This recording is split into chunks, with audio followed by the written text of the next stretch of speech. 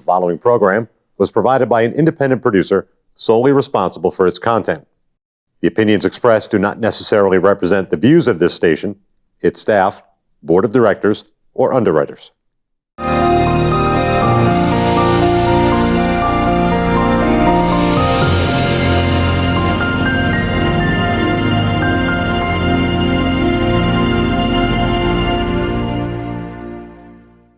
Hello, and help me welcome Sandra Ziehm, who's running for the Board of Education in the next election coming up next month. And Sandra, why are you running again? You've been there for a while. You've been head of chair of it, and you want to go back and help them out this time now, I guess. Well, I hope I will help. I hope it would be help. When you were saying that, I was thinking, old soldiers just never give up. They just keep trucking. I enjoyed, though, my time on the board. I can honestly, and children have always been near and dear to my heart. I have this theory about life, and that is that children, we don't choose where we're born. Mm-hmm. We grow where we're planted, but adults choose. They have choices. And so I don't have as much sympathy, but I have a lot of sympathy for kids and we have a lot of poverty in Nashville, much more, I think, than most people realize. Mm-hmm. And poverty brings a tremendous need, resources-wise. If you have a child who comes to school hungry and tired and emotionally drained, or if you have, like we have homeless children. So if you have a child who comes, they slept in a tent last night. So how did they get a shower? How did they do homework? Right. How did they?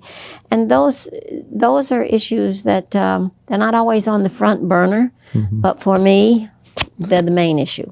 Well, does that always fall on the the Board of Education, or what happens at the city? Where is the city's responsibility on these people? I think we all, not just the city or the state, I think every American shares part of that. That's the only place where I truly disagree with the libertarians. I once had a libertarian, I said to him, I understand you don't believe in public education. Can you tell me why? And he said, well, why should I pay for your kid? And I said, no, I guess because he needs it. But I believe that we all have, if we were lucky enough to be born in this great country with all of the opportunities that we still have, I don't think we have as many as we did, but it's still a great country. But the problems that you're talking about are really, while they affect education, they're not really part of education. There's a requirement, I think, for the city to take care of people that are having financial problems, no homes. They should have the responsibility for these people who are homeless. We do give them extra money out of the budget, but everything always comes down to resources. And I was thinking, coming over here, public education is in a bite. You don't have one of those things that you clamp on and you make it tighter and tighter and tighter. Well, that's how education is being squeezed, in my view. It's being squeezed. You have the mandates, which demand the bulk of our money. And then you have those children who have strong parents, and they're always looking for advanced classes. So the advanced classes and the special education classes, and even poverty gets extra money out of the, not so much our budget, but out of the national budget. But the people in the middle, the people who don't fall at that top, and they don't fall, which is a lot. The bulk, huge bulk. Those kids pay the price. They end up in a class with 20, 22, 23, 24 kids, and when they give you the number of kids in a class, they're not counting the kids that come in and out. We have kids that may not spend the whole day in there, but they put them in there for music, or they put them in there for art, or they might put them in for math, whatever they choose to put them in there for. And so when they say 24, it may actually be 27. And so now you have 27 kids, you have one teacher, you have no paraprofessional, and you have 45% poverty. Again, the kid's coming tired, hungry, weary, and that child cannot operate at the same level as a child who comes from home well-fed, feeling wonderful and ready to go. I agree with all those things you're saying, but why does the And I believe the kids should be fed, they should be taken care of, but it shouldn't fall on the Board of Education. It should fall on the city, I think, for taking care of that. They take care of the people, the parents that don't go to school. They're being taken care of with... They are in the midst, my understanding is that Nashua is in the midst of trying to raise money to have to open a new homeless shelter. But the reality is that we have insufficient for the need. The need is much greater than it's ever been, and it is ever expanding with the explosion of the drug scene. Yeah, that's true. It's bringing, and we have kids that are being born with learning disabilities, nothing they did. And so when you have, it should not, well, I shouldn't say it should not. Again, I think we all have to share the responsibility. But I think that the need is so great, it goes back to the old adage, can 50% of the people support 50%? And that's about where we are right now, ever going to the 60. And at least that's my perspective. And it doesn't mean my perspective is right. It just means that's how I see it. And that's how I will vote. Well, let me ask you a question now. With all these current problems, I guess, in running it, we're supposed to be looking at the new strategic plan that they want to implement, and it's going to cost another, what I heard, anywhere from $3.5 to $5.5 million to implement. And I also see the fact that our test scores aren't going up; they're going down in some time. And how do we? I mean, education is the focus, and how do we focus on that? You're only going to do what your resources allow you to do. Right. The most difficult part of being on the school board is when it comes to, I think I want to say it's like in January, but anyway, when that budget comes, it's not, probably March by the time you really get into it. But the point is that that's the hardest part of being on the school board, because we average about $1 million increase every year. It's insufficient. Special education increased every year I was on the board, $1 million. So what does that tell you about the $1 million increase we got? Even though the number special of education takes every bit students of it. are going down, but though. those are mandated. We have no choice in that. The parent comes in, they have an individual education plan, and they can say, I want a one-on-one. What that means in reality is that if that child has one-on-one, those 25 in that classroom are going to have less and less and less, and that classroom will have to get bigger. And as far as the strategic plan, obviously, if they don't have the money, they'll either have to take it from somewhere else or they'll have to let it slide. Having said that, without a strategic plan, without goals, without a focus, without any motivation to what you think is important and needs to be done, then you're not going to get any of it done. So if you get any of it done and you make any improvement, it's better than no improvement. But in my view, it always goes to resources. Always. And I'm not saying that I don't think our special education kids need to be taken care of. Every child deserves an education. Every child. Is there a way of making a better argument so people understand that they have to increase the money? Because it seems to me what you're saying is that you never really have a good presentation to justify the larger budget. The unfortunate part is the other half of that bias is that the bias where you're caught in the middle is the taxpayer. And our taxpayers, I'm a taxpayer, so I can certainly empathize with taxpayers. You're a taxpayer, so I know you understand. You can only pay so much. At some point in time, there's no more money. You can't get blood out of a turnip. Is that what they say? And so the taxpayer cannot afford to, and of course we have the tax cap in Nashua. And so Nashua the money part of it was so frustrating because as a taxpayer, I came in wanting to keep our taxes in line and keep it from becoming our taxes from being so much that people don't want to buy in Nashua. And that's what happens. You price yourself right out of the market. Wow. So, and they seem to be buying a lot of houses in Nashua now. The market is, well, I'm glad to say, since I sell real estate, I'm glad to say, and my kids are very happy right now, so I can tell you and they're outbidding each other. It's so ridiculous. And that's what they do in some of the other areas like Bedford or Hollis, or their budgets are sky high. But they can afford. They don't have the problems Well, first off, they don't have the poverty. Right. I don't see a lot of hungry children in Hollis or Windham or London, and I don't begrudge anybody anything. I don't. But when you have the large cities always get the bulk of poverty, and the poverty brings with it a financial demand, in my view, because when you don't invest in education, you end up with kids who have guns shooting people on the street, in my view.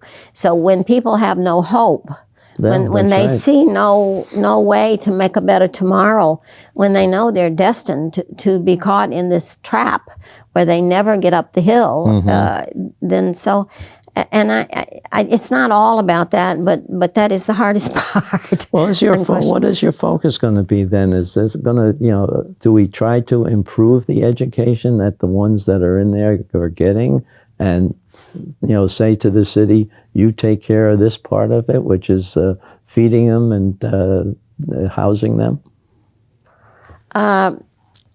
You can say anything you want to anybody you want to. Don't mean they're going to do it. Yeah. They can only do what their resources, and I'm sure the mayor is facing the same problem that we all face, is keeping it at a level where the residents can live with it, and yet doing an acceptable job that keeps our city from sinking into the muck and mire.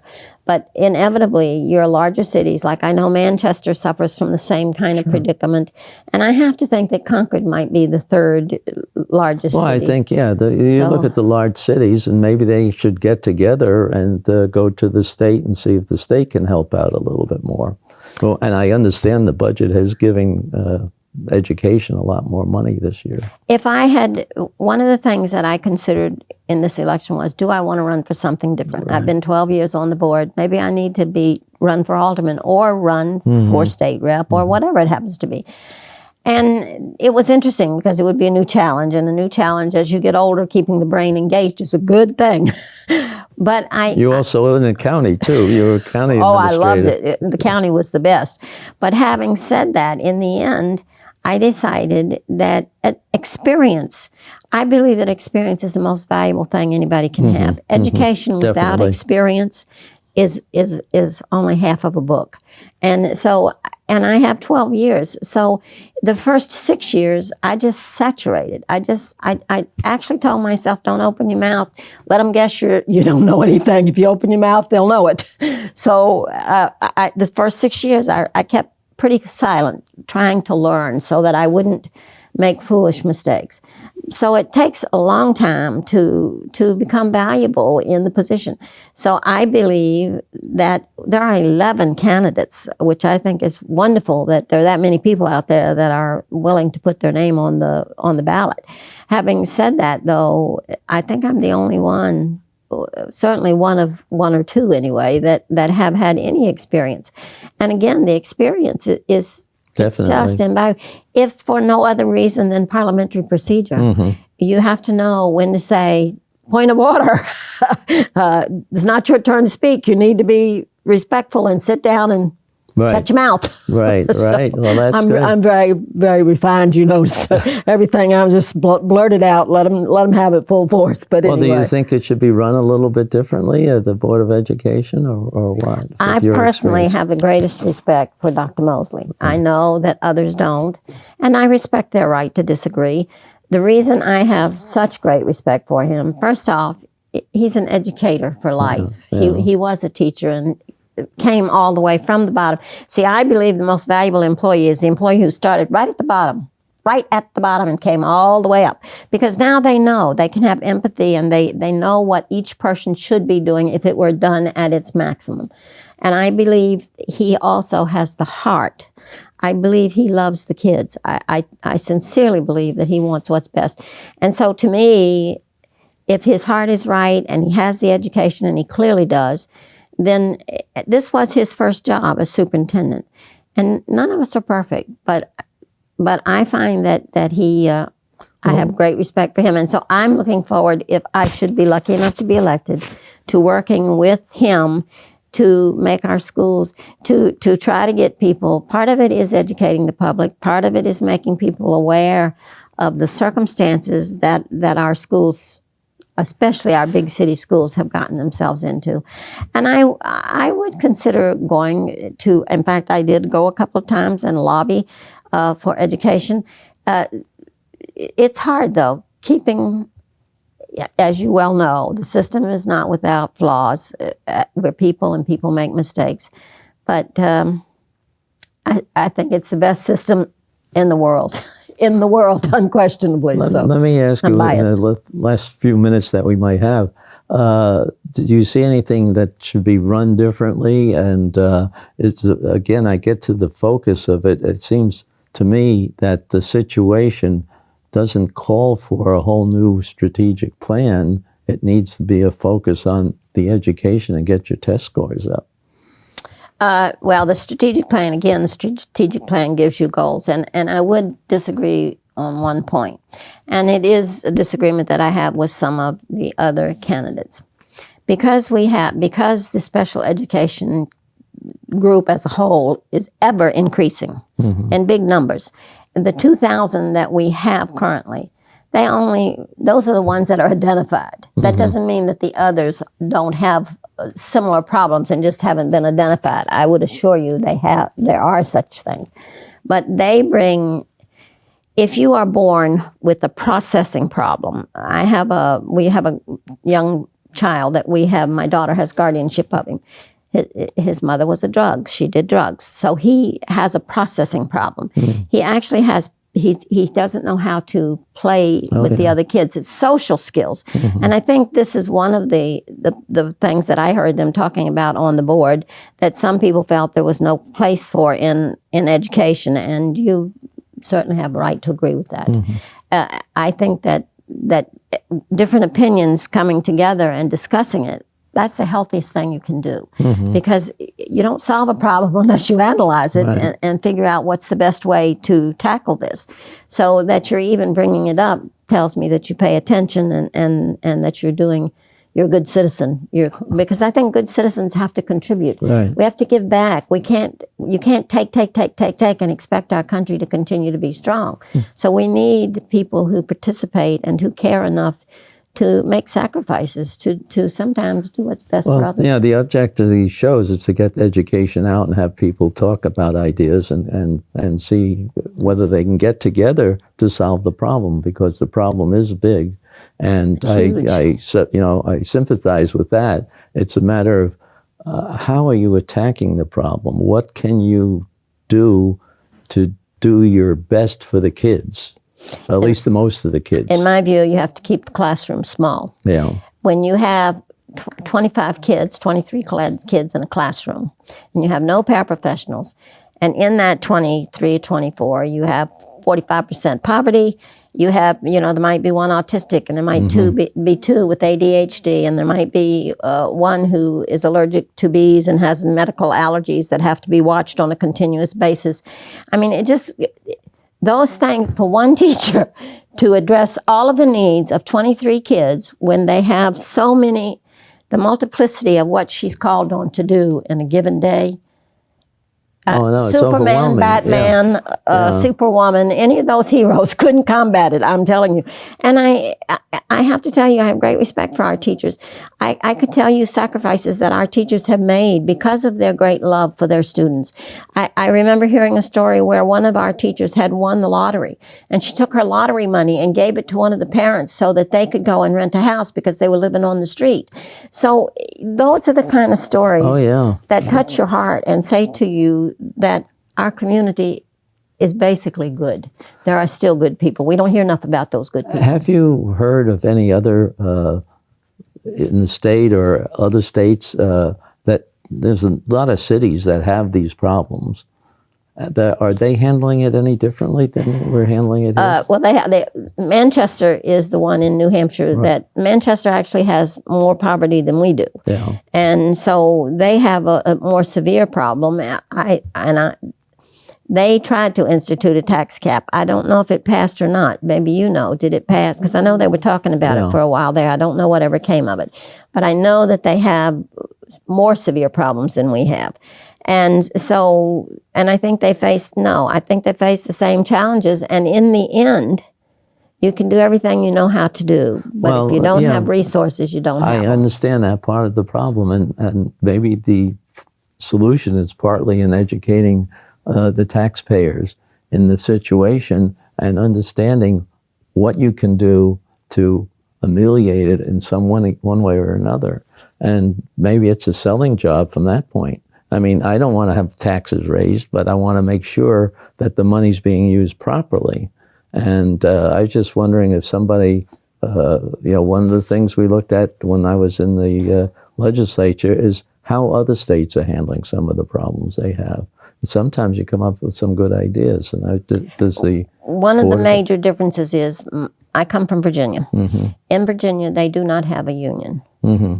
Their average, I have a niece who is a principal at an elementary school. When I go down south, we spent the whole time comparing her to us because without the union, it's totally different.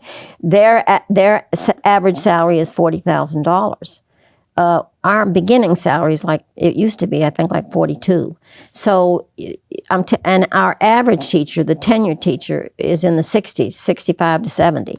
So, I would suggest to you that in and of itself makes a huge So you're difference. more flexible without the unions, you'd be? Is that what you're saying? As far as salary, well, you have to understand that the biggest part of our budget goes to pay salaries, That's right. unquestionably. So if you cannot keep those salaries, if those salaries continue to spiral upward, which they're going to, because the problem is then we have to compete with other schools. Yeah. So for instance, in Nashua, our middle school teacher is below what Amherst, Windham, Right, Londonderry, Hollis, any of your yuppie towns, Right. which that's who we compete with because we're completely surrounded by them.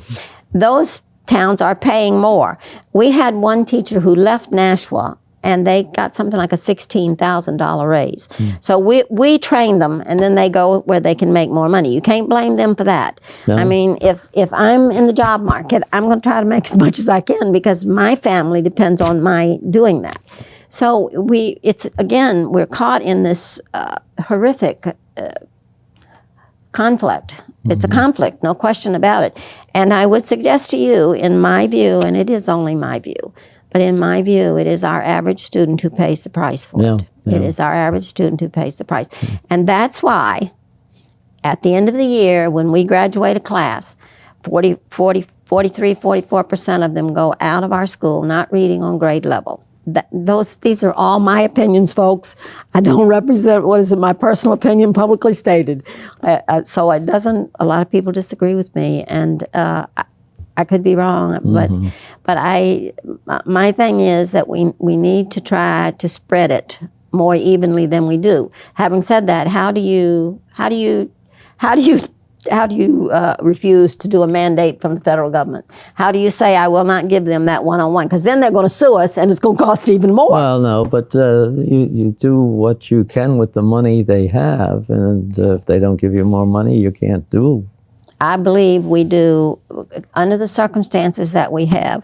Again, these salaries were where they are pretty much when I came on board. And so, and we have to compete. We are competing with Hollis, and Yeah, I understand and that if part of it, but we keep losing our good teachers, that means that our kids are going to get even less. Is an experienced teacher better than an inexperienced teacher? I think so. And so, when we lose an experienced teacher and get an inexperienced teacher, that child in the middle pays dearly from my perspective. And so, and I believe, again, going back to this thing, is public education. I believe, my whole time on the board, the one theme that I heard constantly, education is the stairwell to success. yeah, I understand. And that you very much believe it. so. I know you do, Carl. very much And so. I believe it. And so to try to give these kids the best education we can get them, that's my heart's desire. If I could walk on water, I would do it. Well, don't print money on it. Sandra, we've run over time, but thank you for everything. And if you're elected, I'd like to have you on and hear what you're doing. Okay, well, I'd be Okay, happy to Nancy. come back anytime. Always a Okay. pleasure. Thank you very much. Thank you. God bless. The preceding program was provided by an independent producer solely responsible for its content. The opinions expressed do not necessarily represent the views of this station, its staff, board of directors, or underwriters.